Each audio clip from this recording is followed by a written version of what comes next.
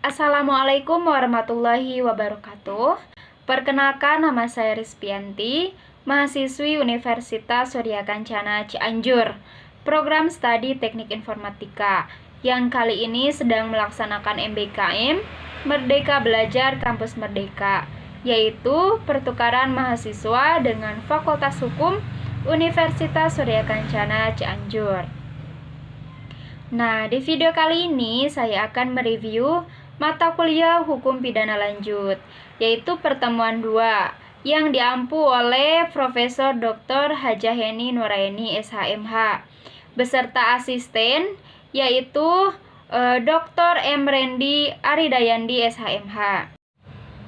Nah, di pertemuan kedua kita membahas tentang penyertaan atau delnaming.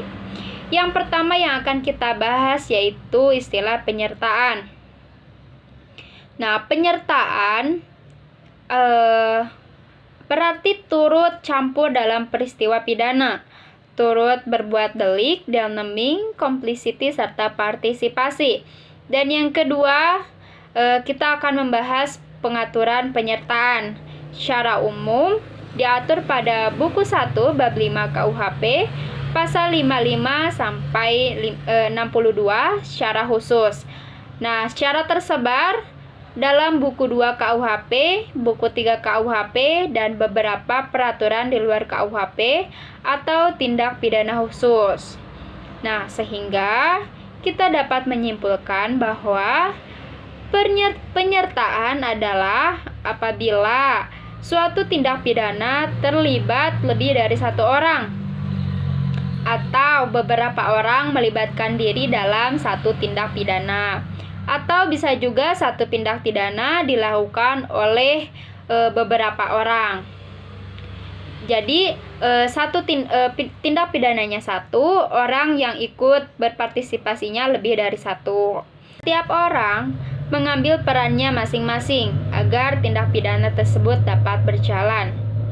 Dalam hukum pidana, hal semacam ini disebut dengan delnaming atau penyertaan.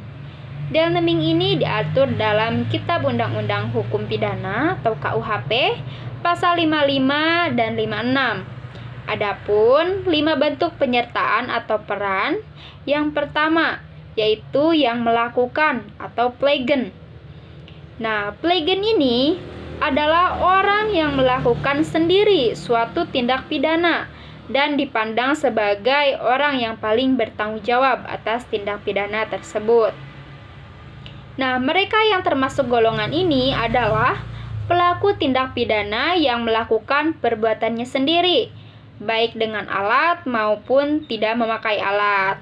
Yang kedua yaitu yang menyuruh melakukan atau dalam bahasa Belandanya doen plegen, yaitu melakukan tindak pidana dengan perantara orang lain sebagai alat di dalam tangannya, atau dengan kata lain yang ada dalam kekuasaannya, sebagaimana ditetapkan dalam pasal 551 angka 1 KUHP yang menyuruh melakukan suatu delik dipidana sebagai pembuat delik. Nah, ada 2 jenis orang yang disuruh itu tidak dapat dipidana. Yang pertama, orang yang disuruh melakukan tindak pidana, tetapi apa perbuatan yang dilakukannya tidak dapat dikualifikasikan sebagai tindak pidana. Contohnya, seorang juru rawat yang atas perintah dokter untuk memberikan obat minum yang mengandung racun kepada pasien yang menjadi musuh dokter tersebut. Kemudian si perawat sama sekali tidak tahu bahwa obat minum tersebut mengandung racun. Nah, ini adalah unsur sengaja tidak ada. Jadi si juru rawat tersebut tidak dapat dipidana atas kasus yang telah terjadi. Nah, yang kedua, orang itu memang melakukan satu tindak pidana, tetapi ia tidak dapat dipidana karena ada satu atau beberapa alasan yang menghilangkan kesalahan. Nah, contohnya telah melakukan perbuatan itu karena terpaksa oleh kekuasaan yang tidak dapat dihindarkan, atau kalau dalam kehidupan sehari-hari misalnya kita diancam, ya, seperti itu. Nah, menurut pasal pasal 48 KUHP. Contohnya, telah melakukan perbuatan itu karena terpaksa oleh kekuasaan yang tidak dapat dihindarkan atau overmatch menurut pasal 48 KUHP. Nah, misalnya yang disuruh itu diancam ya. Contohnya, berniat membakar rumah B dan dengan menodong memakai pistol menyuruh C supaya membakar rumah itu. Jika C menurut membakar rumah itu, ia tidak dapat dihukum karena dipaksa. Jadi kan dia tadi diancam ya, kalau misalkan nggak mau mengikuti apa yang dia mau, maka dia akan ditembak ya, ditodong. Jadi dia karena ada ancaman itu, jadi dia dibebaskan dari hukum atau tidak dipidana. Nah, yang ketiga yaitu orang yang turut serta melakukan atau medeplegen, yaitu orang yang dengan sengaja turut serta melakukan suatu tindak pidana. Nah, ada dua syarat bagi adanya turut melakukan tindak pidana. Yang pertama yaitu kerjasama yang disadari antara para pelaku, hal mana merupakan suatu kehendak bersama antara mereka. Yang kedua, mereka harus bersama-sama melaksanakan kehendak itu atau kerjasama secara fisik. Contohnya, A dan B sama-sama bersepakat untuk membakar sebuah kandang kuda milik C, orang yang mereka benci. Pada waktu yang telah disepakati, mereka berdua masuk kandang. Di dalam kandang kuda ada loteng dan di sana ada rumput kering untuk makanan kuda.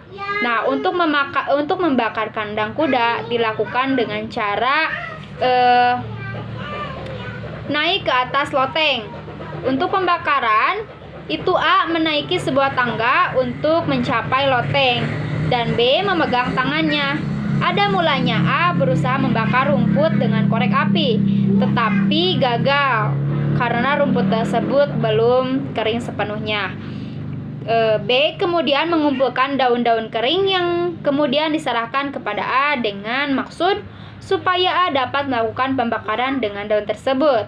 Akhirnya berhasil membakar kandang kuda milik C. Maka si B bersalah melakukan, yaitu turut serta atau pembuat serta, sedangkan A pembuat pelaksana. Nah, sedikitnya harus ada 2 orang dalam turut melakukan medeplegen. Jadi harus ada 2 orang atau lebih dalam melakukan hal ini. 2 orang tersebut yaitu orang yang melakukan atau plegen dan orang yang turut melakukan atau medeplegen. Kedua orang itu semuanya melakukan perbuatan pelaksanaan, jadi melakukan unsur dari delik. Tidak boleh misalnya hanya melakukan perbuatan persiapan saja atau perbuatan yang sifatnya menolong. Sebab jika demikian, maka orang yang menolong itu tidak masuk orang yang turut melakukan atau medeplegen, akan tetapi dihukum sebagai membantu melakukan atau medeplictic pasal 56 KUHP. Turut serta ini terbagi menjadi 2 dan yaitu kerjasama secara fisik dan kerjasama secara psikis.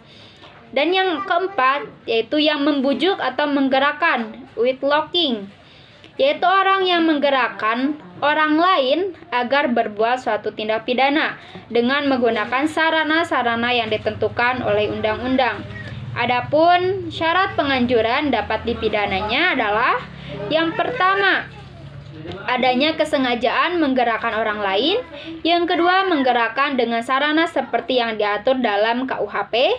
Yang ketiga, putusan kehendak pembuat material ditimbulkan karena adanya upaya tersebut. Keempat, pembuatan material mencoba atau melakukan tindak pidana yang dianjurkan tersebut. Dan yang terakhir, pembuat materi dapat dipertanggungjawabkan. Yang terakhir, bentuk penyertaan yaitu medeplegetehid yang membantu melakukan. Nah, dalam pasal 56 KUHP diatur tentang pembantuan yang terdiri dari 2 jenis, yaitu membantu pada saat kejahatan dilakukan dan kemudian pembantuan pada saat sebelum kejahatan dilakukan. Pembantuan ini bersifat asesor Artinya, untuk adanya pembuatan harus ada orang yang melakukan kejahatan atau harus ada orang yang dibantu. Tetapi dilihat dari pertanggungjawabannya tidak sesuai, artinya dipidananya pembantu tidak tergantung pada dapat tindaknya si pelaku dituntut atau dipidana.